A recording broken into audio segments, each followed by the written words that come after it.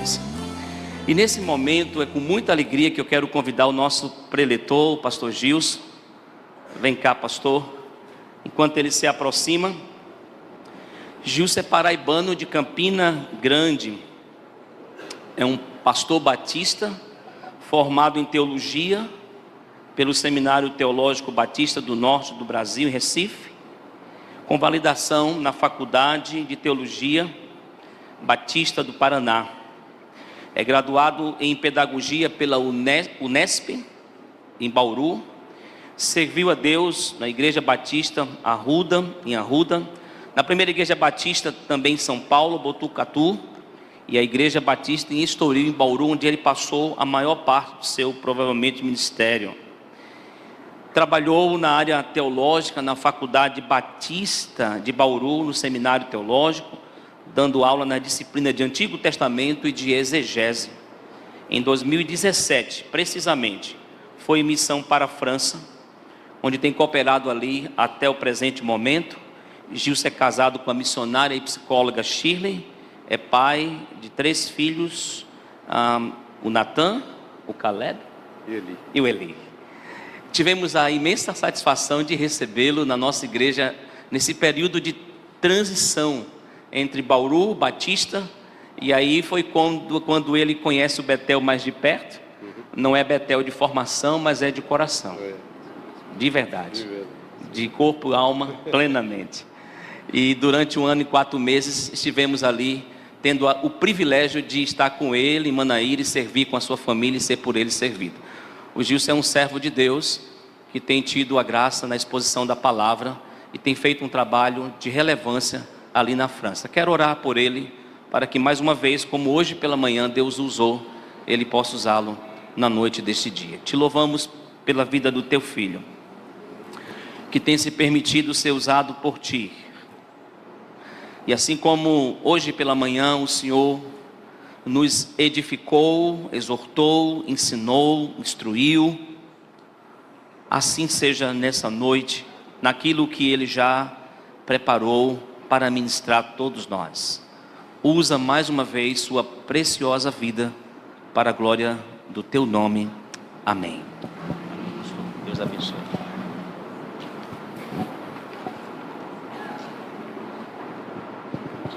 Amados irmãos, que a graça do Senhor seja sobre todos vocês nessa noite. Trazemos a saudação. Eu preparei até um PowerPoint para mostrar um pouquinho. Saudação da nossa família. Vou mostrar para vocês um pouco. Nós estamos na França. Aí pronto. Trazemos a saudação da nossa família, da Shirley, do Natan, do Caleb, do Eli. Quando saíram daqui eram pequenos. O Eli tinha 4 anos, Natan tinha 12, Caleb tinha 10. E agora Natan está com 20 anos e o Caleb 18. Os dois começaram a faculdade esse ano. Natan está fazendo História da Arte, Caleb está fazendo Arqueologia. Eli está ali, 12 anos, é o mais francês de todos nós lá. Pode falar francês sem nenhum sotaque. O resto da família fala tudo com sotaque, mas ele não. Mas em casa guardamos a língua portuguesa, guardamos o jeitão brasileiro e tudo certo. E eles mandam uma saudação a todos vocês. Por favor, o próximo slide. Nós moramos nessa cidade de Besançon, na Franche-Comté. É uma cidade do 1º século antes de Cristo. Então eu posso dizer para vocês que Júlio César passou lá, com as suas tropas romanas, né, e venceu os gauleses lá. Pode passar, por favor. Para você ter uma ideia de onde fica Besançon. Quando chegamos na França, fomos morar no norte da França. E depois de 2 anos, andamos 600 quilômetros ao leste. Estamos a 1h30 de Lausanne, na Suíça. E lá estamos numa região bem rural. Eu moro na roça, literalmente, é uma região bem rural, né? E pode passar, por favor. Aí está a nossa igreja.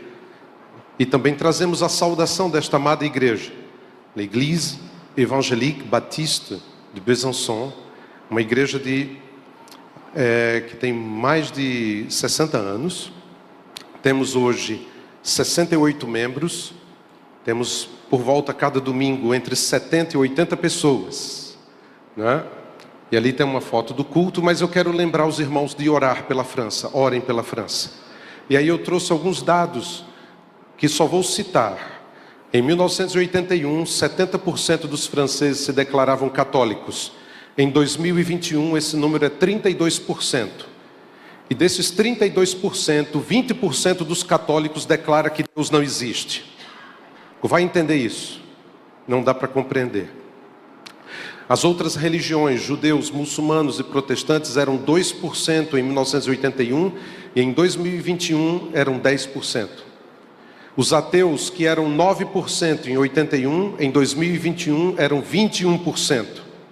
E junto com os indiferentes são os agnósticos, aqueles que dizem, se Deus não existe, se Deus existe ou não, não estou nem aí para isso.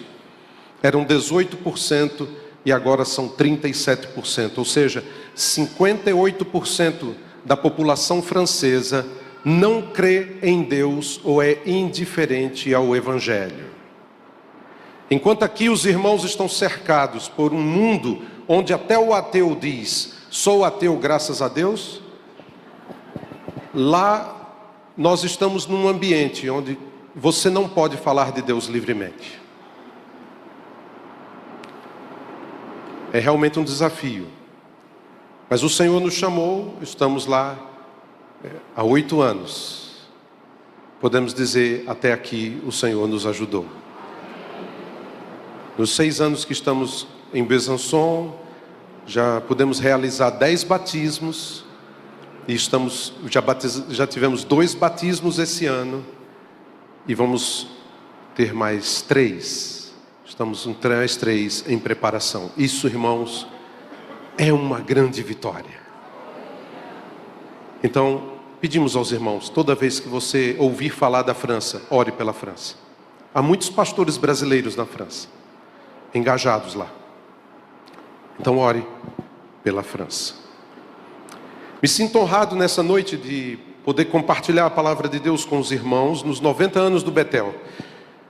Temos muita coisa para agradecer pelas vidas que foram instrumentos da graça de Deus na formação dessa instituição, pelas vidas que passaram aqui, foram formadas, enviadas e que serviram o Senhor glorioso. Ao mesmo tempo que agradecemos os 90 anos pela obra feita em muitas mãos, os desafios que se apresentam são grandes.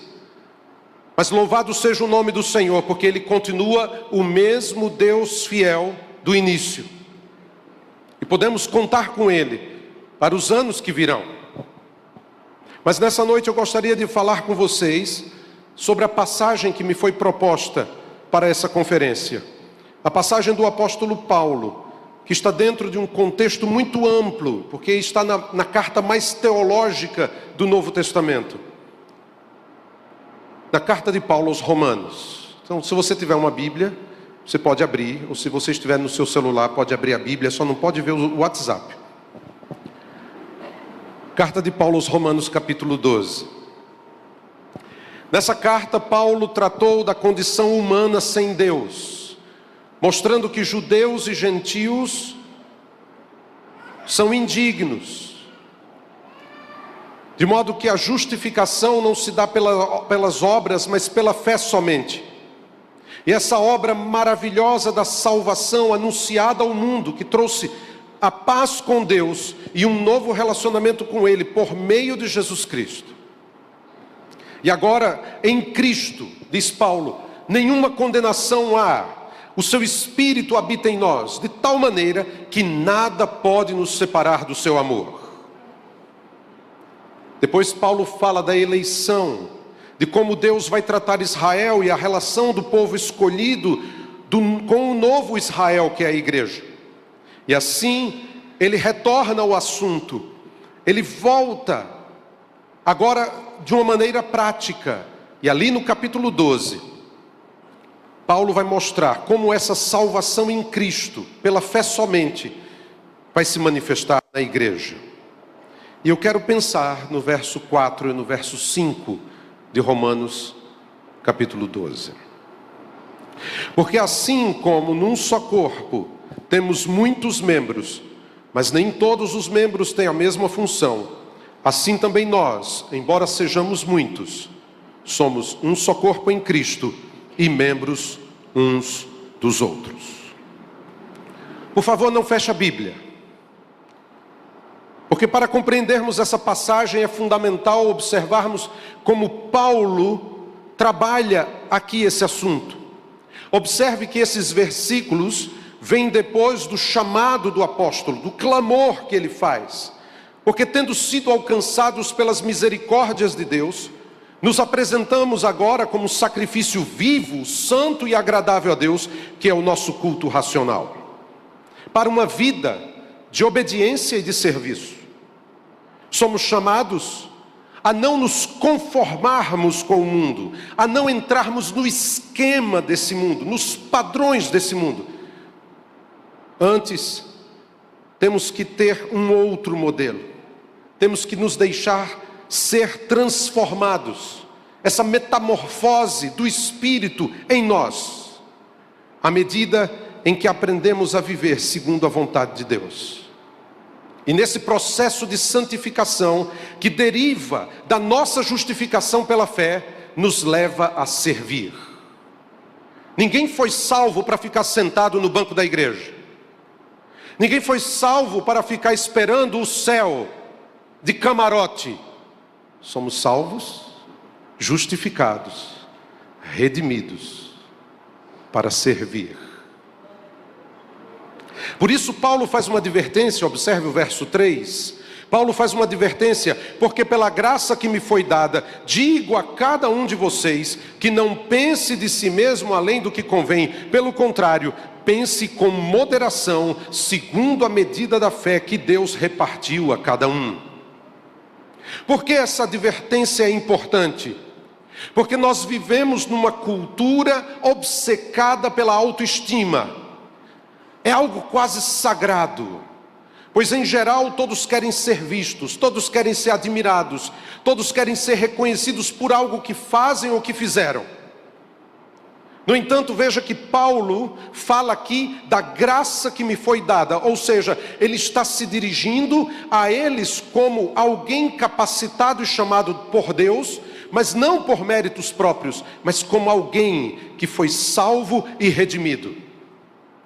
Quando estamos na obra de Deus, esse é o fator primordial, pois no serviço podemos ter responsabilidades diferentes, podemos ter dons diferentes, mas a graça é a mesma.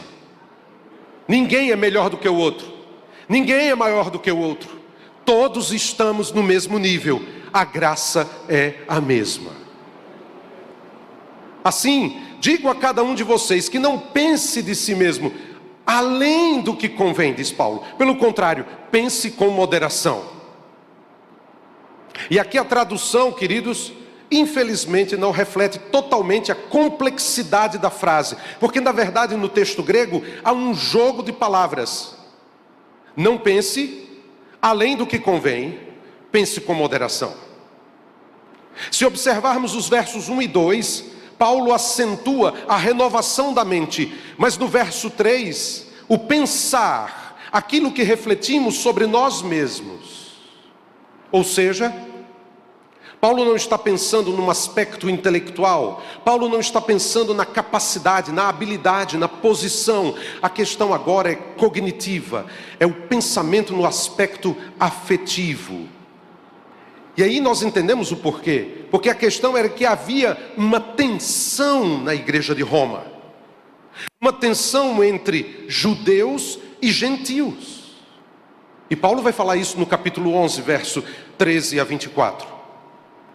Paulo agora chama a atenção para que eles tivessem o cuidado de não terem uma autoestima elevada, uma posição orgulhosa deles mesmos, mas um pensamento sóbrio e cuidadoso.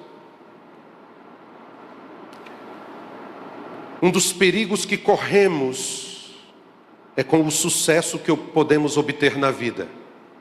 Tome cuidado com o sucesso. 90 anos não são 90 dias, não são 90 meses. Muitas coisas ocorreram, muitas vitórias, muitas derrotas, muitas alegrias, muitas tristezas, muitas frustrações, muitos avanços, muitos retrocessos. Mas chegando agora, devemos ser capazes de avaliar corretamente as coisas, fazer uma sóbria avaliação para podermos avançar. Por quê? Porque os dons que recebemos, segundo a medida da fé que Deus repartiu a cada um, ou seja, os crentes não escolhem seus dons. Eles foram dados pelo Espírito, a partir da salvação, para o bem comum. Os dons do Espírito não são sinal de merecimento. Os dons do Espírito não servem para exaltação individual. Os dons do Espírito são como toalhas dadas aos servos, a fim de que cada crente possa servir o corpo de Cristo, que é a igreja. Assim, quando olhamos o texto, vemos duas coisas interessantes, conectadas. Primeiro, somos um. Segundo, somos diferentes. Como dizem os franceses, bizarre. Somos um e somos diferentes. Como é que pode ser isso? Esses dois pontos fundamentais nos ajudam a compreender o versículo 4 e o versículo 5 que lemos no início dessa mensagem. Como podemos compreender a obra de Deus feita em muitas mãos? Três coisas. Eu quero meditar rapidamente com vocês.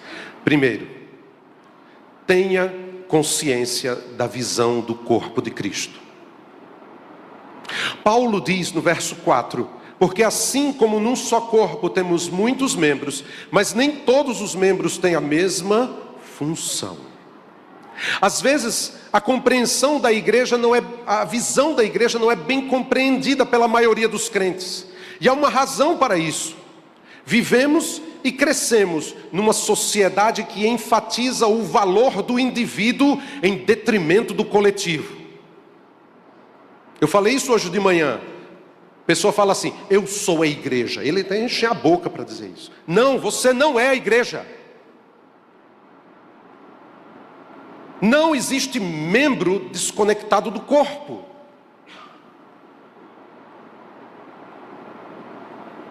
Se você observar com atenção, a metáfora comum nos escritos de Paulo mostra a interdependência do corpo humano, descreve a distribuição dos dons na igreja. Então a vida cristã, ela é individual, mas ela se reflete no coletivo.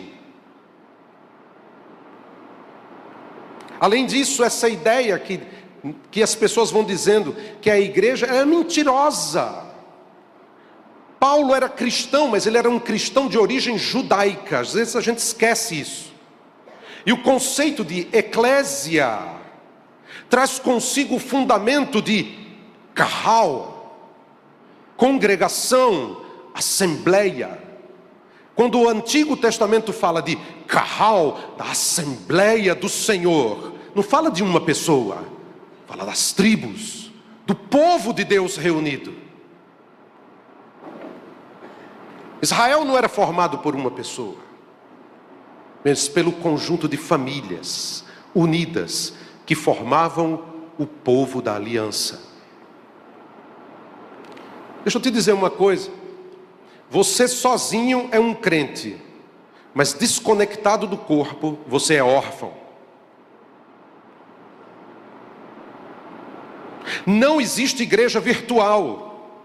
A gente diz na França que tem crente de pijama, que quer ficar assistindo o culto pela TV. Não existe igreja virtual. Uma igreja moldada para muitos gostos, para os meus gostos. É necessário estar conectado no corpo. É necessário estar conectado com a vida do corpo. É necessário viver e sofrer com o corpo. Arranque um membro do seu corpo, deixe-o separado, ele vai apodrecer e morrer. Você tem que estar conectado. Na obra de Deus, precisamos ter consciência de que servimos juntos. Não há espaço para manifestações personalistas. No final, o importante é o aperfeiçoamento dos santos para o desempenho do seu serviço, para a edificação do corpo de Cristo, diz Paulo em Efésios capítulo 4, verso 12. A obra não é minha, a obra não é sua, ela pertence a Cristo, Ele é o cabeça, ela é desenvolvida no âmbito do corpo. E o individual só tem sentido quando está no coletivo.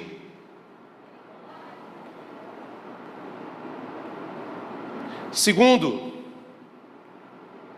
tenha consciência da diversidade do corpo. Paulo nos lembra que somos um corpo, mas somos formados por muitos membros. E ele diz no verso 4, mas nem todos os membros têm a mesma função. Que coisa linda é a igreja. Ela é uma, mas nem todos têm os mesmos dons, nem todos têm as mesmas funções. Ou como diz a Escritura, em 1 Coríntios capítulo 12, verso 18, Deus dispôs os membros, colocando cada um deles no corpo, como Ele quis. Se todos, porém, fossem um só membro, onde estaria o corpo? E aqui vemos uma importância, algo muito importante, para pensar com moderação, segundo a medida da fé que Deus repartiu a cada um. Isso é reforçado pela perspectiva do verso 4. Nem todos os membros têm a mesma função. Sabe o que isso significa, irmãos? Que ninguém no corpo de Cristo deve cometer alguns erros bem comuns que ocorrem nas igrejas e às vezes nas instituições cristãs. Eu vou citar 3 erros comuns. Primeiro, não se compare com ninguém. Por quê? Porque cada um tem a sua função no corpo. Eu não posso fazer aquilo pelo qual Deus não me planejou. O erro muitas vezes é pensar que a experiência de um ministério deve ser replicada ipsis literis no outro ministério, sem observar o contexto, os dons e como o Senhor deseja trabalhar. Eu falei isso hoje de manhã. Eu plantei, Apolo regou, mas o crescimento veio de Deus. Apolo e Paulo eram muito diferentes, mas cada um era importante. Eu vou repetir algo que eu disse hoje de manhã. Pedro, Paulo e Apolo não eram concorrentes. Cuidado para não querer criar uma concorrência inútil dentro da sua igreja. Não se compare. Cada um tem a beleza individual e cada um tem o seu dom para servir. Outro erro, não queira imitar ninguém. Isso é pior do que se comparar. Quantos pastores não estão sendo esmagados? Atenção, pastores. Cuidado. Você não tem que imitar ninguém, você não tem que me imitar. Seu modelo é Cristo. É Ele quem vai dirigir você. Mas o que eu vejo são pastores esmagados por modelos, por ideias, que não correspondem aos dons e os talentos recebidos. Tentam imitar os outros. E ao invés de trabalharem segundo aquilo que Deus lhes deu, tentam ser uma cópia imperfeita dos outros. Seu modelo é Cristo. Seu padrão é Cristo. E Cristo sabe muito bem quem você é e como você tem que trabalhar. Terceiro erro interessante. Não se considere insubstituível. Infelizmente, algumas pessoas pensam que se não estivessem na obra, ou se não estiverem na obra, tudo vai terminar. Olha, isso aqui só anda porque eu estou lá. Glórias a mim. Me orgulho da minha humildade.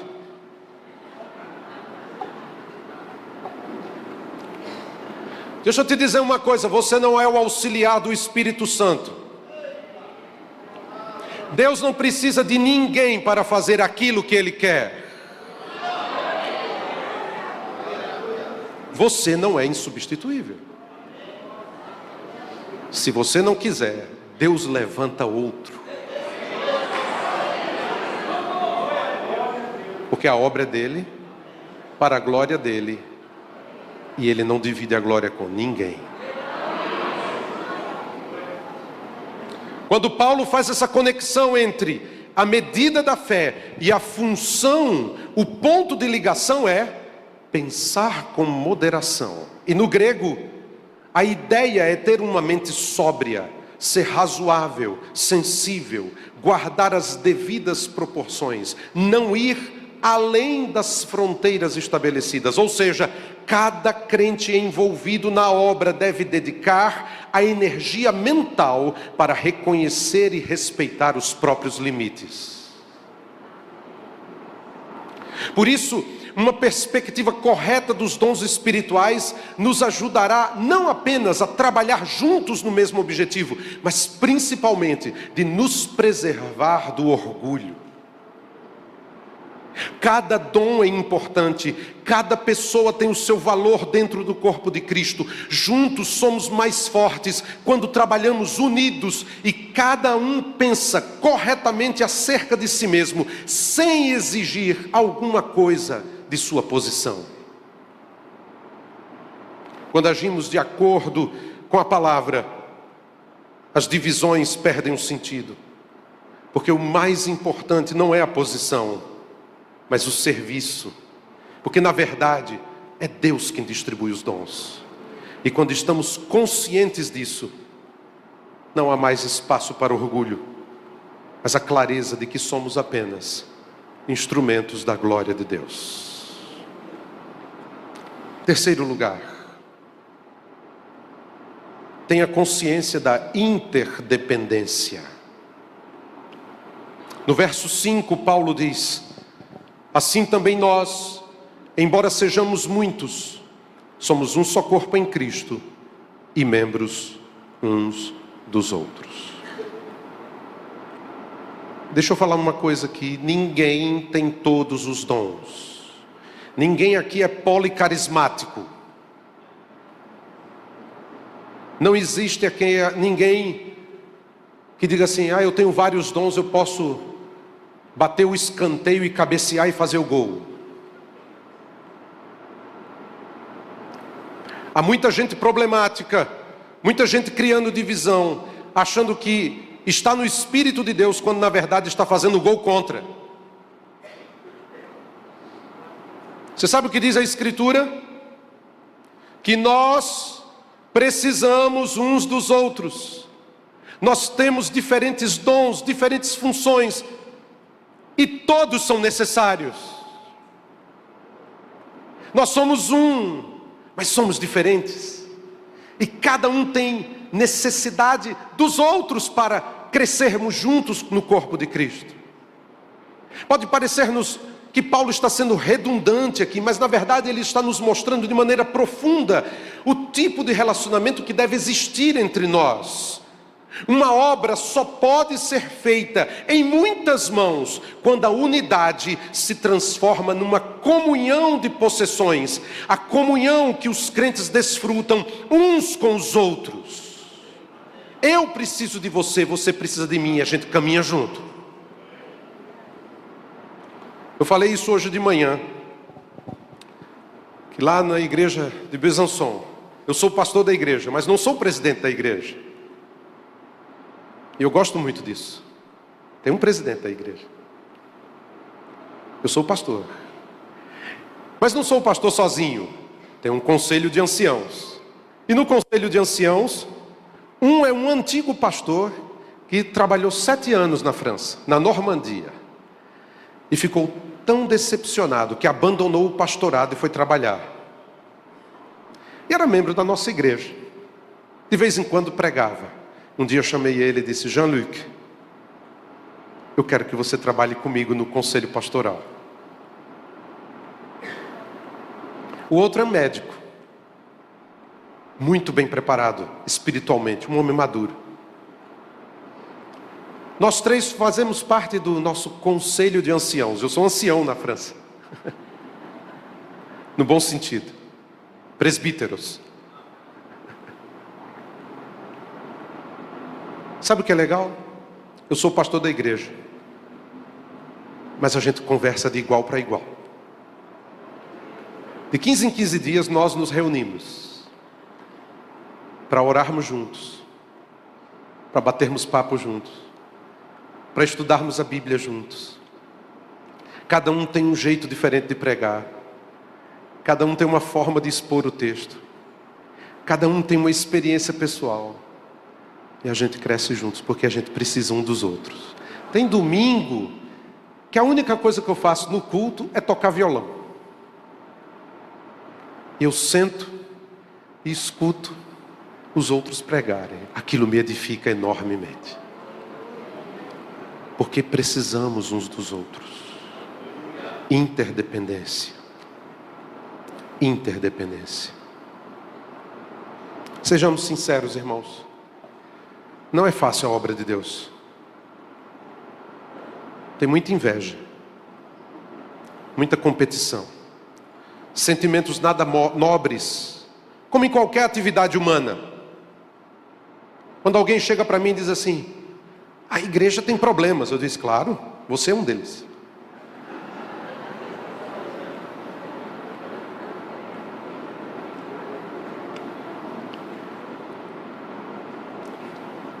Às vezes a gente quer que a igreja seja perfeita, sem que sejamos perfeitos.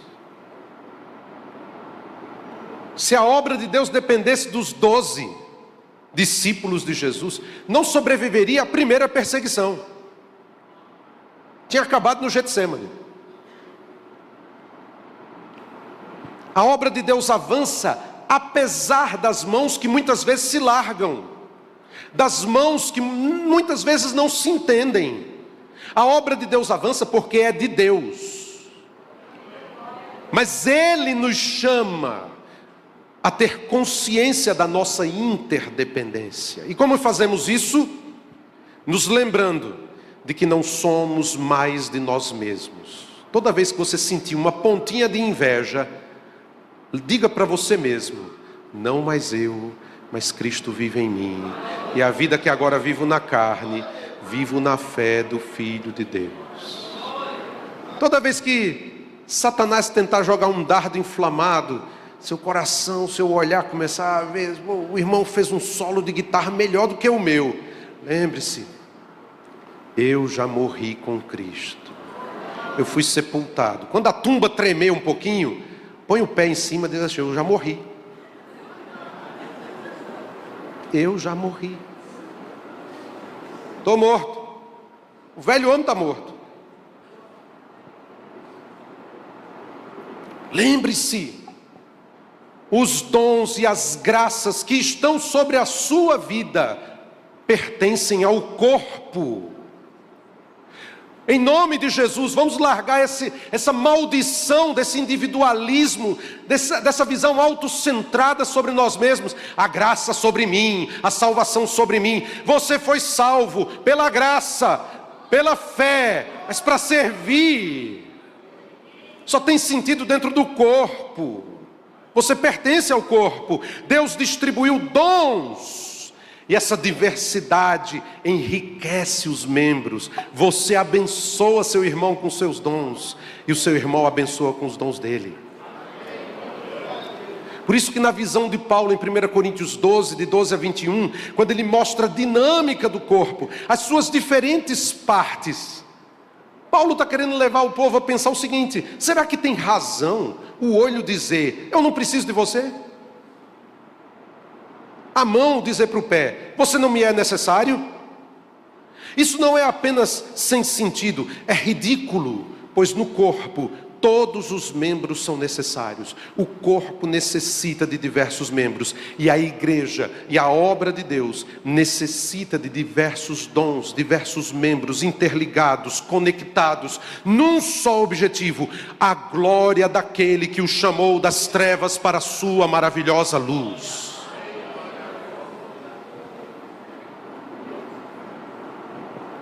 Uma obra feita a muitas mãos. Que tema maravilhoso. Um tema também desafiador. O que faremos com isso? O que faremos com isso?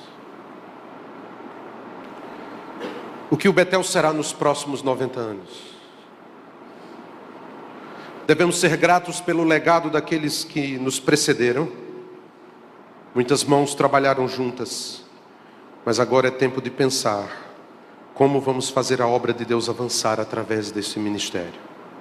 Meus amados irmãos e irmãs, não há fórmulas mágicas, não é uma questão de estratégia humana. Podemos utilizar os melhores métodos, podemos utilizar as mais modernas ferramentas, sem a consciência da visão do corpo, sem a consciência da diversidade do corpo e sem a consciência da interdependência, nossos esforços ficarão pelo caminho.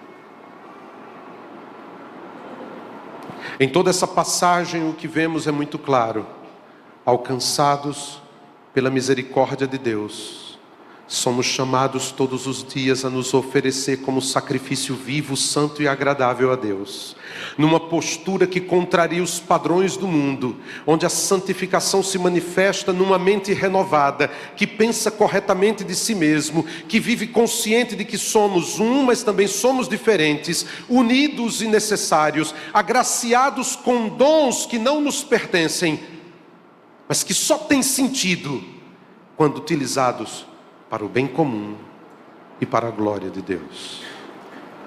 Uma obra feita a muitas mãos, a unidade na diversidade, onde não há espaço para orgulho, para qualquer sentimento de superioridade, de competição, de comparação. Minha oração nessa noite é que o Senhor continue a abençoar esta obra, que começou há 90 anos, e que o Espírito de cada um de nós seja de dependência de Deus, mas também uns dos outros. Eu gostaria de orar com você agora, por favor. Curve sua cabeça um instante.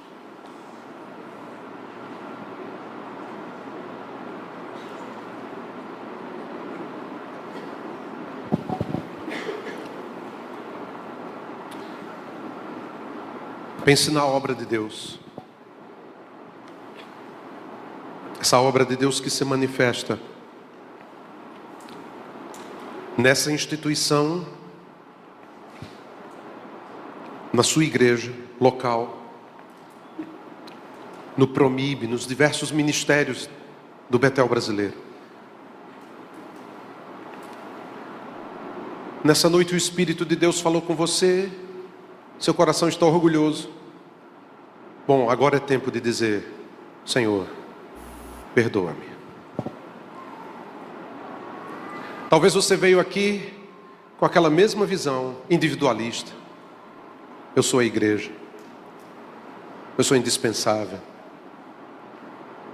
Meu dom é melhor, meu dom é maior. E hoje o Espírito de Deus diz: você é servo. Meu dom não é para você, é para o corpo. Só há sentido quando você serve.